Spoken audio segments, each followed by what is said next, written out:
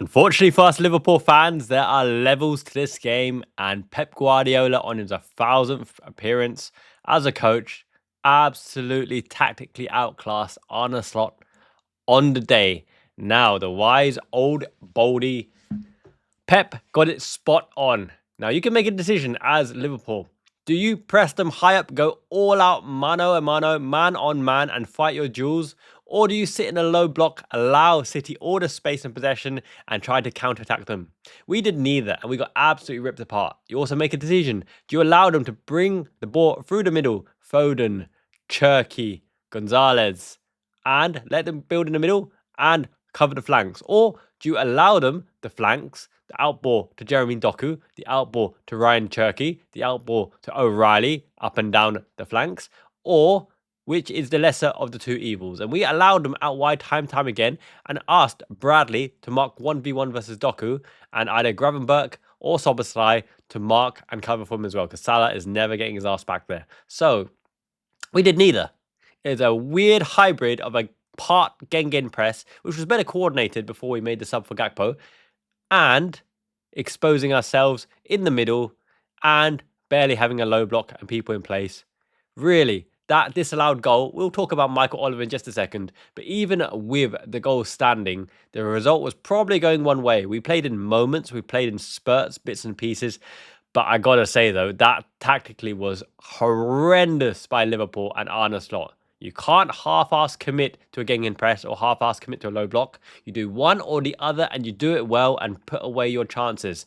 Now, why is Ekitike, who's one of the best link men currently in the Premier League, dropping as a body in midfield, adding the numbers there, adding to the press, being tasked to stay up high and being isolated? Now, that's the key word I want to say.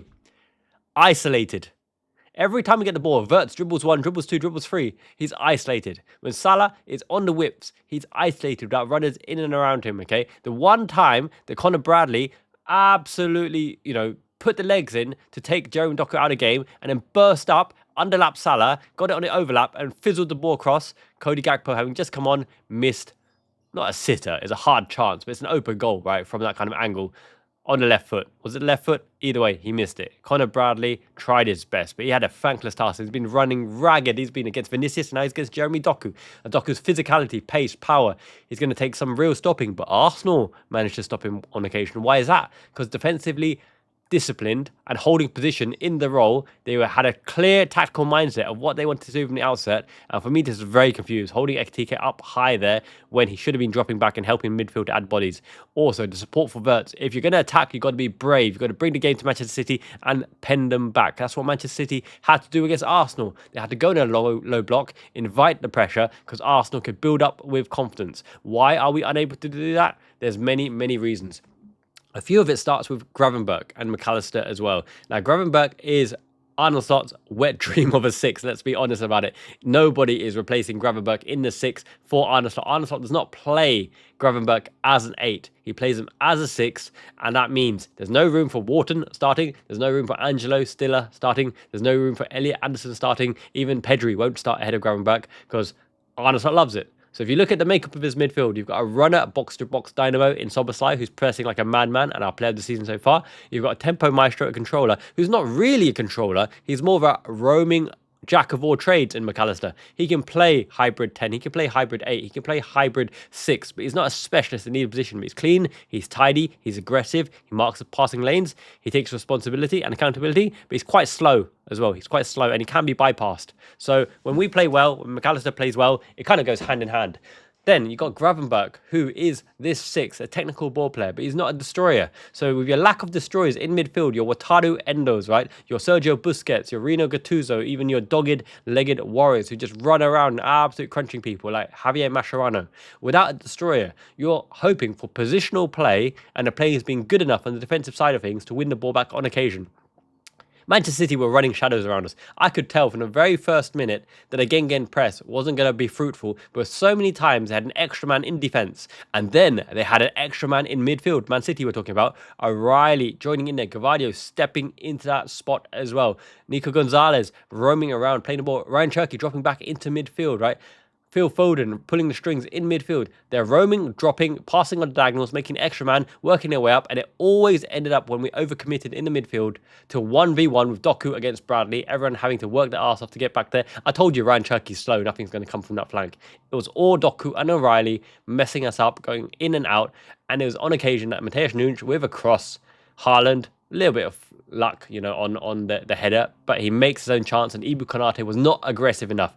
It's one of those games. Pep Lijnders on the bench, probably instrumental in telling Pep Guardiola, force the ball to Ibu Konate. They will turn over the ball eventually. It won't be a good pass. It won't be a penetrating pass. It'll be a lofted pass or passing to someone who's under pressure straight away, and we can't play from there. Our players were always under pressure. Always, it seemed as though every time we got the ball, 2 Manchester City players were on our backside straight away, and you have to do miracle work like Wirtz did on occasion. But even then, Wirtz can only do what he can do as a skillful player who's not particularly quick, a bit lightweight as well. Dribbled a man, no one around him, no passing opportunities, no clear runners. We were not brave enough, and the tactics were completely confusing. Now, it wasn't the end of the world, this result. It wasn't even the biggest of my concerns. We had some dodgy sushi at Sushiro or something, and everyone was under the weather. Not pretty. But as you can tell, things were to get a lot worse. Michael Oliver, my goodness. How is he allowed to be involved in a Manchester City match when he's moonlighting in the East? He's on the payroll, a high-grade payroll for officiating in the East. He's obviously got a conflict of interest here. He always gives a 50-50 Manchester City's way. He's probably more corrupt than Coote. And Coote got found out last year, including indecent, underage rings, which is horrendous. It's criminal. Michael Oliver on the VAR ruled out Virgil van Dijk's clinical header, and Mo Salah lofted cross to Van Dijk around the back post with one of the best headers I've ever seen, guided into corner. Robertson was not in Donnarumma's line of sight. You see it clearly on the back angle. Donnarumma edging to the right, saw the ball all the way, going the wrong way, the ball planted into the corner.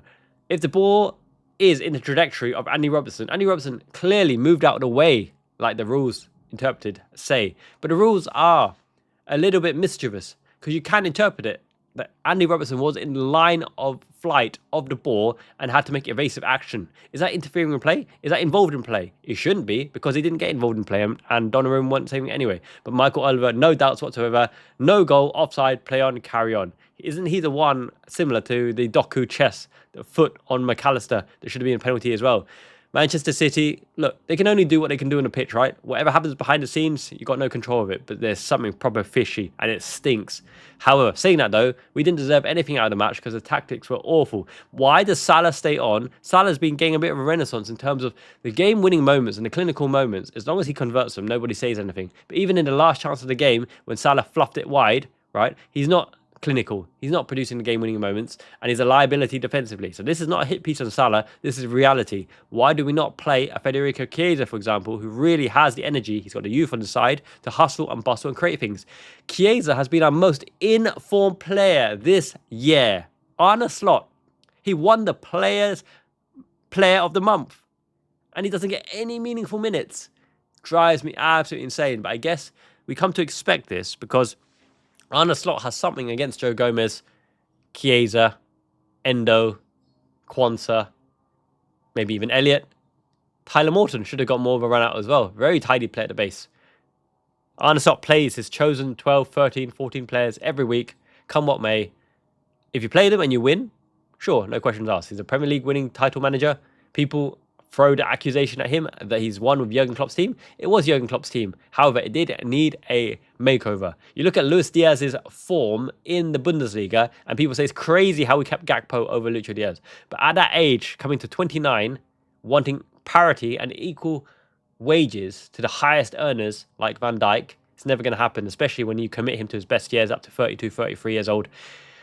But you've got to take into consideration as well, right? With that money, we did buy Wirtz, we did buy Isak, we did buy Ekitike, Kerkez, Mamdashvili was bought the year before that. That puts us in good stead for the future as a foundation to build. And a transitional year, if this happened in the first year, not the second year, you wouldn't be asking any questions. Our Premier League win allowed us to get these players, but the tactics are confusing. The personnel, you build the tactics around the personnel that you have to make the most out of them to win the match. And we did not clearly have a plan to get the most out of any personnel on the pitch. We just wanted to put energy, run half-assed, without a clue, uncoordinated press, which Man City broke through. little bit amateur in regards to how he played Manchester City away, in all honesty. But back to Luis Diaz. He's got a team that allows him to thrive because the main man, Harry Kane, is a facilitator. He drops deep. He drops into wing position. He crosses. He's happy to assist as well as being the ultimate goal scorer because Harry Kane is an absolute legend, right? So this allows Lucho Diaz to thrive. Whereas in the Liverpool team, Lucho Diaz was not allowed to thrive because he doesn't get the balls in the right position because everyone was set up to feed Mo Salah or give the ball to Trent for a long ball. And Luis Diaz doesn't thrive off a long ball from Trent Alexander-Arnold, right? He doesn't thrive in that system. He's a workhorse on the left-hand side, similar to Sadio Mane did. If you want the right players to contest this Manchester City team currently, and that was the ultimate form, Pep Guardiola got spot on the day, and every single player played their part amazingly well and did their job absolutely admirably, then you get your Gini Wijnaldums, you get your Jordan Hendersons, you get your Fabinhos, who are the water carriers in midfield in terms of selfless play, acting as a base and giving the basis for our forward players to dominate. But we don't have a Firmino, Mane, and Prime Salah up front at the moment. We have Ekitike, Wirtz, Gakpo, and an off-cuff, out-of-form older Salah, who can still do things on occasion, but he's nullified. And in these occasions, I would prefer the youth, the energy, and the counter-attack. If you want a Jeremy Doku, we have it in Rio Ngamoha. He has skilled up, build up, done you up like a keeper every single time he's been on the pitch, and Arne Slot doesn't play him. He's literally benched Chiesa out of form. He's benched the creativity out of the team with Ngamoha on the bench. He's benched the fighting spirit and dominant capacity and ball-winning positional responsibility of Wataru Endo on the bench. Our best defensive fullback in Joe Gomez never gets a look in. And he's the one that plays himself into form. And you know, if you were to ask me who has the highest highs in terms of Ibu Konate and Joe Gomez in a Liverpool shirt, you've got to say Joe Gomez because his partnership with Van Dijk when he's playing regularly and injury-free was impeccable. He doesn't make as many brain farts, but he needs to be playing his way into form, similar to Endo, similar to Chiesa, similar to Ngamoha. How are you going to do that by not getting a chance off the bench? It's insanity. Absolute insanity. And it does turn fans against us. It's maybe one of the reasons why a Premier League winning manager in his first season, who talks incredibly well in interviews and somehow is too honest for his own good, gets turned on straight away when he loses, is because the football is not entertaining. The tactical setup is confusing. Bedazzling, especially containment in the first half and blitzing in the second half, when we know we can blitz from the off, get ahead, and then play a low block to protect our lead. Last season, we didn't go more than 2 goals behind nearly for the majority of the season. This season already, we've been done up twice. Now, Manchester City get a lucky deflection and get a looped header by Haaland, a lucky deflection on the Nico Gonzalez second goal. But a third goal, what can you say about that? Beautiful build-up play. Doku into space. Comes inside and rifles at top corner. One of them is going to end up in the top corner. Callum Hudson-Odoi last season ended up in the top corner.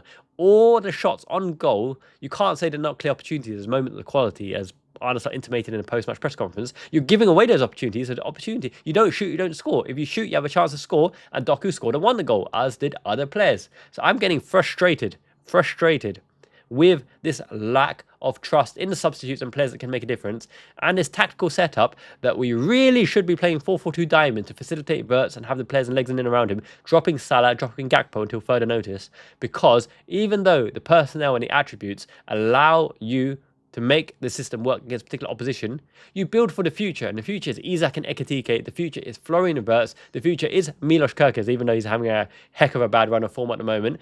Szoboszlai, future captain. McAllister can have a role between the boxes. Gravenberch can be your 6 if you protect the back line alongside Gravenberch. You play Gravenberch, McAllister, you hold them 2 in the deep, and you allow Wirtz and Szoboszlai to be the front 2-10 in a box formation, with Ekitike and Isak causing havoc. Ekitike being a roaming, mobile forward, and Isak being the central penalty box poacher who tries to supply and you feed. You feed Isak, you feed Isak, you feed Isak.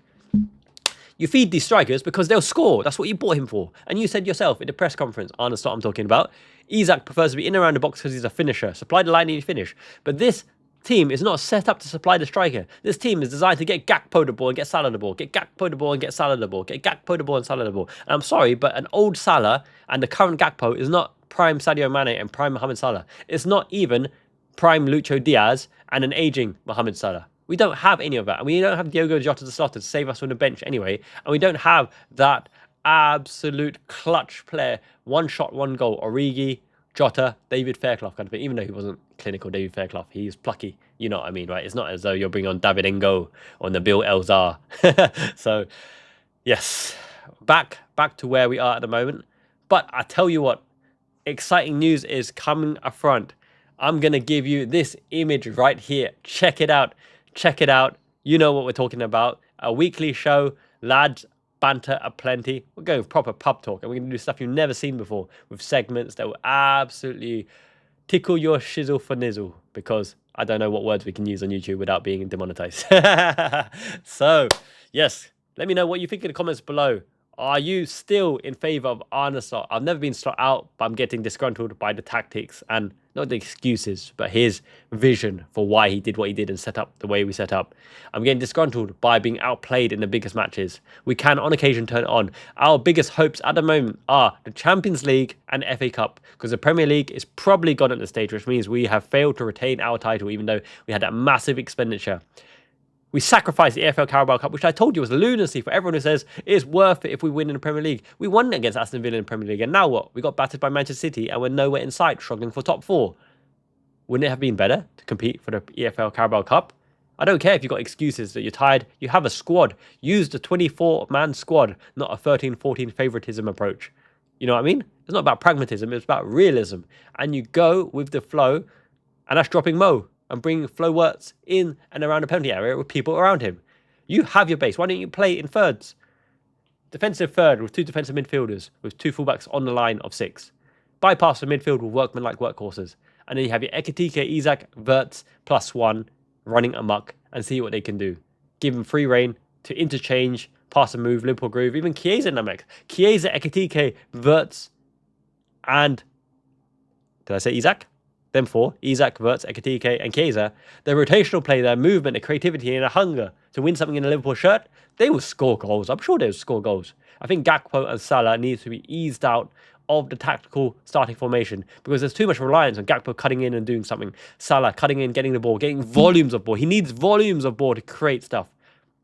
It's no longer about Salah's statistics. It's no longer about Salah carrying Liverpool. He needs to facilitate the transition into the next generation, and whether that's time on the bench or a reduced role of priority to allow Conor Bradley to... I'm sorry, but even Conor Bradley in the attacking third in the right wing position looks more threatening to me than Mohamed Salah currently. Gakpo is always threatening, but you've got to feed Gakpo into the right positions and not just cut inside and make it predictable. And if he does cut inside, put players in and around the area where he's likely to shoot or float the ball, which is Isak or Ekitike on the back right-hand post, and get Salah away from the penalty area, let him play make from the right-sided midfield position so he's closer to Conor Bradley to defend and help defend against a Jeremy Doku or Vinicius Junior-esque player. You can't always rely on your players, Conor Bradley looking particularly, to defend 1v1 against world-class opposition. It's insanity how many times Semenyo, Ismaila Sarr, Jeremy Doku just rip us apart.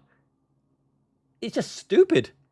The definition of insanity is doing the same thing again, expecting different results. When you let world-class, tricky wingers who are the game winners in opposition run at your fullback time and time again, especially when you haven't got Alisson Becker to save you out at the back, what the hell, man?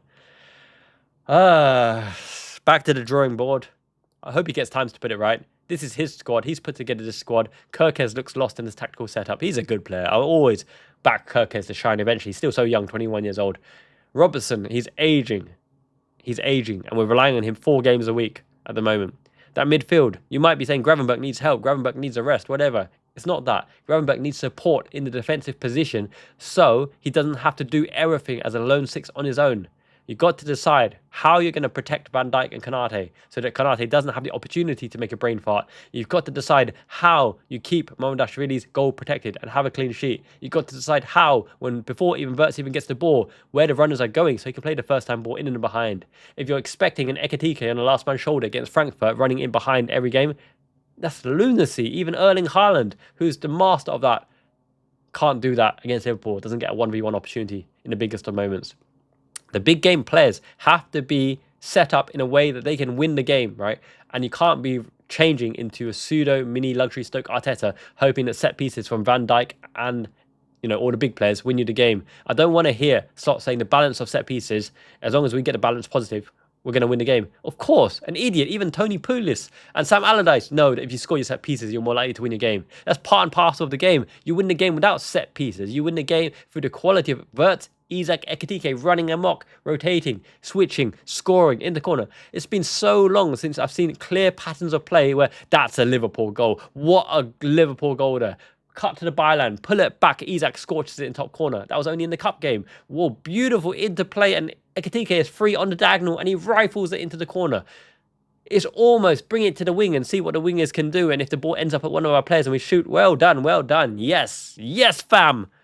Yes, I can't even do that properly. Yes, fam. My God. Oh. Jurgen Klopp's football was definitely more entertaining. Jurgen Klopp won't be back in the Liverpool dugout anytime soon. He's enjoying his break. He looks rejuvenated, refreshed. Very good, very good. Pep Guardiola showed us levels to coaching, tactics, and class. And playing the way we did against Manchester City, still a premium team. They're not the Manchester City of old. This Manchester City team could be beaten. They were on form yesterday, so it would have been very hard to beat him on occasion. We could have frustrated him and hit him on the counter-attack, which is what I would have preferred to do. Oh, my days. Oh, my days. Slot better pick up his ideas quickly because the fan base is massively volatile with his tenure at the club at the moment. The expenditure so people can take pot shots at us. The 007 on Wirtz's name. The big money signing of Isak forcing his way out. It's nothing like Trent Alexander-Arnold because Newcastle got 125 million or 35 million or something for Isak. Don't even put them in the same category, right? Luis Diaz, he could be an Alfonso Alves, a Mateo Kezman from the Dutch league, Eredivisie, coming into the Premier League. Bundesliga suits him. It's a slower pace. He gets time to shine. Is the right deal for everyone. Luis Diaz is thriving. We've got the money to buy the players. But his workmanlike work effort, intensity, integrity in the aggressive press, the massive loss of Diogo Jota. We've lost something. We've lost something of the fighting, battling spirit. Too many technicians. It's almost Brendan Rodgers-esque with the technicians in the Liverpool lineup. We need fight. We need passion. We need to play the players on form. I want to see Engamoha. I want to see Wataru Endo. I want to see Federico Chiesa. I want to see Salah benched or substituted earlier. I want to see Gakpo playing, but benched and substituted when the tactics call for it as well. I want to see us play the Liverpool way and get the fans excited and something to shout about. And this ultimately is on Arne Slot because he sets up the team. He trains the boys week in, week out with these patterns of play, and I don't see the patterns of play. It's Sobasai's a one-man gang and bailing us out with his absolute endeavour, physicality, quality.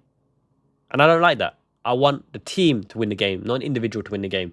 This is not Real Madrid. This is not Los Galacticos. This is not even Los Ratas. Miyazaki Man, Ichiban, let me know what you think in the comments below. I don't know, man. International break. We're going to need it. Hopefully Isak doesn't get injured on international break. Goycresh gets a rest there. The league is probably done. Fighting for top 4. Let's get some good performances, good wins. It's time to set up for next season for the Premier League. But we got a Champions League and an FA Cup to compete for. And my goodness, we're going to need to stand up, put up, or Arne Slot needs to shut up if he can't perform in those cups. Because Liverpool are designed to win off one-off games as it is at the moment. We don't have the consistency, but we have world-class players. Till next time, Miyazaki Man, Ichiban. It means the best. Thank you, everyone. Hope you guys are excited for the channel coming up.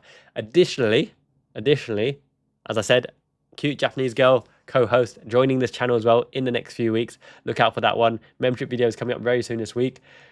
Football Manager live streams coming up as well. I will be doing more live streams this year. Thank you for the support, everyone. Much love. Jane means ciao.